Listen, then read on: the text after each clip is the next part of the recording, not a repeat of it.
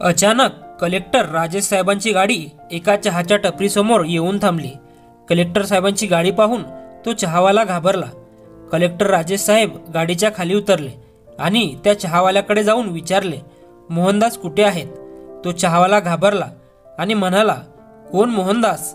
साहेब, मी या नावाच्या कोणत्याही व्यक्तीला ओळखत नाही। कलेक्टर राजेश साहेब म्हणाले, अरे तेच मोहनदास जे तुमच्या आधी या ठिकाणी चहाची टपरी लावत होते। त्यावर तो चहावाला म्हणाला, साहेब, ते तर 5 वर्षापूर्वीच इथून त्यांच्या गावी निघून गेले। तेव्हापासून मीच इथे चहा विकतो। कलेक्टर राजेशच्या चेहऱ्यावर विचित्र भाव आले। गावी निघून गेले? तुम्ही मला सांगू शकाल का ते गावी का निघून गेले? चहावाला म्हणाला, मला माहीत नाही सर, मी त्यांना विचारलेही नाही। मी इथे आलो तेव्हा मला ते थोडे आजारी असल्यासारखेच वाटत होते। त्यांची तब्येतही खूप कमी झाली होती। फार कमी किमतीत मला त्यांनी त्यांचे हे दुकान विकले आणि निघून गेले। हे ऐकून कलेक्टर साहेबांचे हृदय जोरजोरात धडधडू लागले। त्यांना स्वतःवरच खूप राग येत होता की त्यांनाच उशीर तर झाला नाही ना। नाही, इतका चांगला माणूस इतक्या लवकर हे जग सोडून जाऊ शकत नाही। विचार करता करता राजेश साहेब तिथे असलेल्या जुन्या खुर्चीवर बसले। चहावाला म्हणाला, साहेब, चहा बनवून देऊ का? राजेश साहेबांनी अलगद डोळे मिटून त्याला 3 चहा बनवायला सांगितले। चहावाला समजला की साहेबांनी त्यांच्या ड्रायव्हर आणि बॉडीगार्ड करता ही चहा बनवायला सांगितलं आहे। राजेश साहेब बसल्या बसल्या त्यांच्या भूतकाळात हरवले। 10 वर्षापूर्वी जेव्हा ते या टपरीवर भुकेने व्याकुळ होऊन बसले होते तेव्हा मोहनदास काकांनी त्यांना येऊन विचारले होते, काय झालं बाळा, खूप दुःखी दिसत आहेस, तुला चहा बनवून देऊ का? तेव्हा त्यांनी अश्रूंनी भरलेल्या डोळ्यांनी सांगितले की काका, माझ्याकडे पैसे नाहीत। त्याचे अश्रू पाहून मोहनदासजी म्हणाले होते की मी तुझ्याकडून पैसे नाही घेणार। तुला भूकही लागलेली दिसत आहे, मी चहासोबत बिस्किट आणून देतो, खाऊन घे, बरं वाटेल। चहा बिस्किट खाऊन झाल्यानंतरही राजेश तिथेच बसलेला होता। तेव्हा मोहनदास यांनी राजेशला पुन्हा विचारले, घरातून पळून आला आहेस का? तेव्हा राजेशने होकारार्थी मान हलवली। तेव्हा मोहनदासजी यांनी त्याला समजावून सांगितले होते की बाळा, घरी परत निघून जा। आई वडिलांच्या कोणत्याही गोष्टीचा राग मानू नये, त्यांच्या रागातही प्रेम लपलेले असते। तेव्हा राजेश रडतच म्हणाला, काका, मला आई वडील नाहीत, मी लहान असतानाच ते देवाघरी निघून गेले होते। मी मामा आणि मामी यांच्याकडे राहतो, पण तिथेही मला कुत्र्यासारखी वागणूक दिली जाते। त्यांच्याकडे पैशाची कोणतीही कमी नाही, पण तरीही त्यांना माझ्याकडून कमाईची आशा आहे। मला शिक्षणात रुची आहे आणि मला शिकून खूप मोठं व्हायचं आहे। बाळा, ते कसेही असले तरी तुझे आपले लोक आहेत, त्यांच्याजवळ परत निघून जा।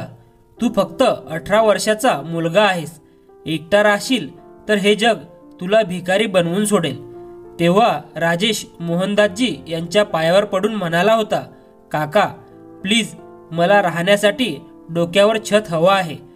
बाकीचं मी काही ना काही कामधंदा करून माझं शिक्षण पूर्ण करून घेईन।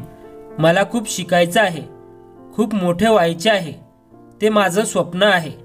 तेव्हा मोहनदासजी त्याला म्हणाले की ठीक आहे, तू माझ्यासोबतच राहा। मी इथे शहरात एका भाड्याच्या खोलीत एकटाच राहतो। माझी बायको, माझी मुलं दूर गावात राहतात। राजेशसाठी मोहनदासजी देवाचं रूप बनून आले होते। एका अनोळखी व्यक्तीला राहण्यासाठी डोक्यावर छत दिले। मग राजेश त्यांच्यासोबत 3 वर्षे तिथेच राहिला होता। आजूबाजूच्या परिसरातील मुलांची ट्युशन घेऊन त्याला थोडेफार पैसे मिळत होते, पण ते पैसे त्याच्या शिक्षणासाठी आणि खाण्यापिण्यासाठी पुरेसे नव्हते। पण तरीही मोहनदासजी यांनी त्याला त्यांच्यासोबत ठेवले। त्याचे ग्रॅज्युएशन पूर्ण कंप्लीट केले।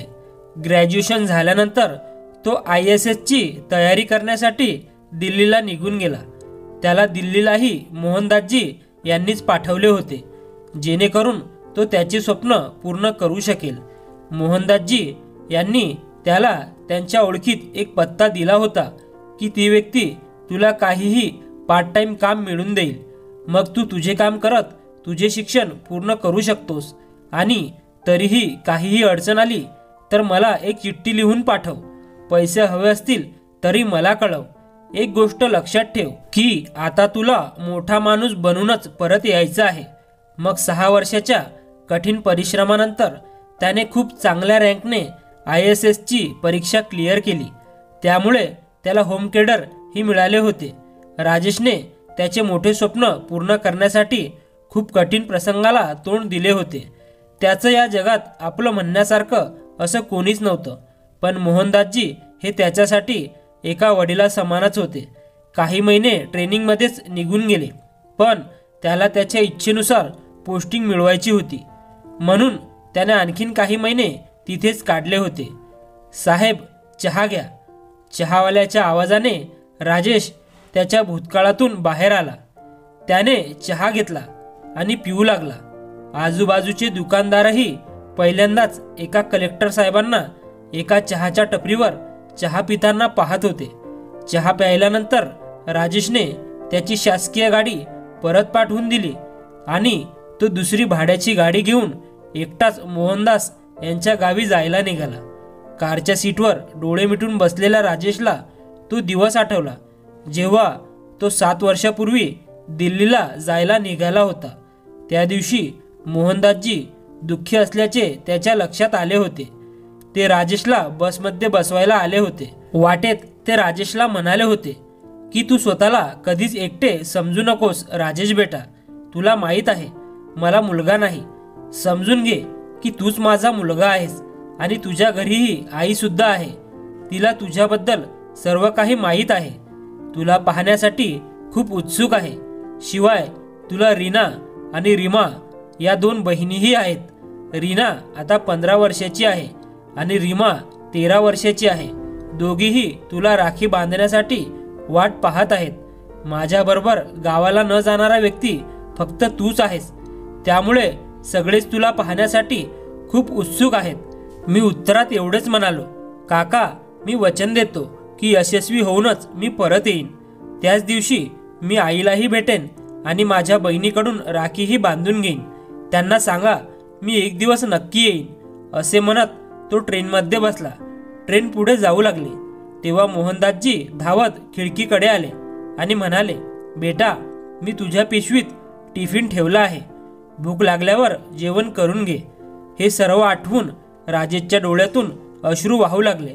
त्यांना माझी किती काळजी होती आणि मी त्याला पत्रही लिहू शकलो नाही. मी खूप स्वार्थी झालो होतो. मोठा माणूस बनण्यासाठी मी स्वतःलाच आंधळ करून घेतले होते. तो मोहनदासच्या घरी कधीच आला नव्हता, पण त्याला गावाचं नाव चांगलंच माहीत होतं. अनेकांना विचारून तो मोहनदासच्या घरी पोहोचला. त्याने पाहिले की घरात 2 जुन्या खोल्या होत्या. जनावरांसाठी शेड बांधले होते. तो गाडीतून खाली उतरला आणि सरळ आत निघून गेला. संध्याकाळची वेळ होती. मोहनदासजी यांची बायको गाईचे दूध काढत होती. त्यांची मोठी मुलगी भांडी साफ करत होती, तर दुसरी मुलगी अंगणात खाटेवर बसून भाजी कापत होती. त्याला गाडीतून उतरून आत येताना पाहून दोन्ही मुलींनी आपलं काम आटोपून उभ्या राहून त्याच्याकडे पाहू लागल्या. तो गुपचूप अंगणातल्या कॉटवर शांतपणे बसला. मग म्हणाला, मोहनदास काका कुठे आहेत? रीना म्हणाली, वडिलांची निधन होऊन 4 वर्षे उलटून गेली आहेत. हे ऐकून राजेशला मोठा धक्काच बसला. त्याचे हृदय भरून आले होते. तोंडातून आवाज निघत नव्हता. ज्याची भीती होती तेच झाले होते. मोठा माणूस झाल्यावर सर्वात जास्त आनंदी होणारा माणूस आता या जगात राहिला नव्हता. मोहनदासजी यांची लहान मुलगी रीमा धावतच खोलीत गेली आणि परत आली तेव्हा तिच्या हातात एक फोटो होता, ज्यात राजेश आणि मोहनदासजी सोबत एकत्र उभे होते. ती कधी फोटोकडे पाहायची तर कधी राजेशकडे बघायची. मग ती जोरात ओरडली, राजेश दादा. रीना सुद्धा तिच्या हातातून फोटो काढून बघू लागली. मग तीही जोरात ओरडली, आई बघ, राजेश दादा आला आहे. राजेशने जेव्हा स्वतःसाठी दादा शब्द ऐकला तेव्हा त्याच्या डोळ्यातून अश्रू वाहू लागले. तो त्याचे दोन्ही हात पसरवून उभा राहिला, जणू तो आपल्या बहिणींना येऊन मिठी मारायला सांगत आहे. तो त्यांच्यासाठी अनोळखी व्यक्ती होता, पण नाते भावाचे होते. जगातील सर्वात पवित्र नाते. तो या जगात एकटाच होता आणि त्याच्या बहिणींना भाऊ नसल्याने वेड्या झाल्या होत्या. त्यामुळे दोघांनीही धावत एकत्र येऊन भावाला मिठी मारली. आईसुद्धा तिचे काम सोडून त्याच्याकडे धावली. ती जवळ आल्यावर तो आईच्या पाया पडला. आईने पाणावलेल्या डोळ्यांनी त्याला उठवले आणि मिठीत घेऊन ढसाढसा रडू लागली. मग बोलली, यायला खूप उशीर केलास बाळा. रीमाच्या वडिलांना तुझी खूप आठवण यायची.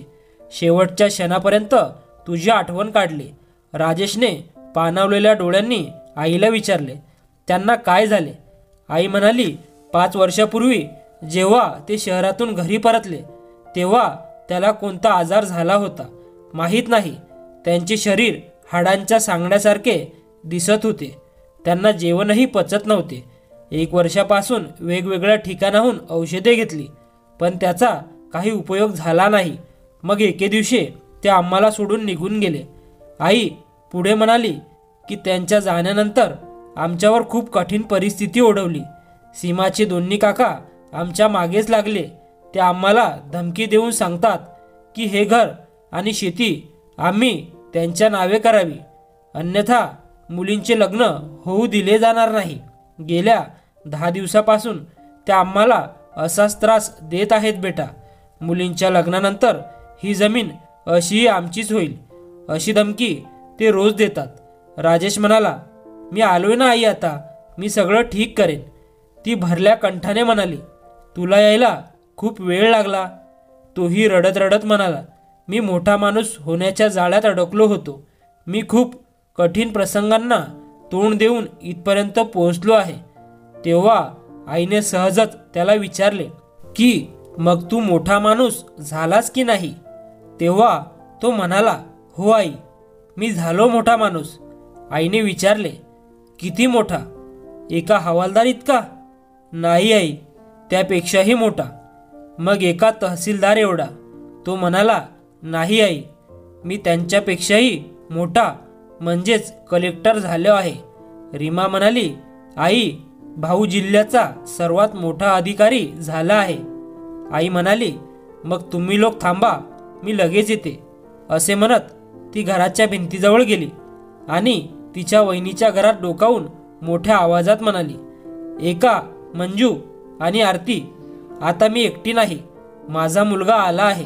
तुझे नातेवाईक पोलीस स्टेशनमध्ये ऑफिसर आहे ना? माझा मुलगा कलेक्टर आहे. आता जर कोणी माझ्या जमिनीकडे किंचितही वाईट नजर टाकली तर मी डोळे काढून हातात देईन. असेही तिची वहिनींनी तिथेच भिंतीजवळ उभे राहून सगळं ऐकलं होतं. रीमाच्या आईने हे सांगताच त्या दोघी घाबरल्या. आजवर मिळालेला सर्व पगार राजेशने त्याच्या आईच्या हातावर ठेवला. त्यानंतर तो निघून गेला. पण तो दर रविवारी घरी यायचा. एक मुलगा म्हणून जे कर्तव्य बजवायचं असतं ते सर्व त्याने बजावले. मोठ्या थाटामाटात त्यांनी बहिणीचे लग्न लावून दिले आणि नंतर आईला त्याच्यासोबत घेऊन गेला. आता आई आपल्या मुलासोबत राहत असताना त्याच्यासाठी एक सुंदर मुलगी शोधत आहे. धन्यवाद.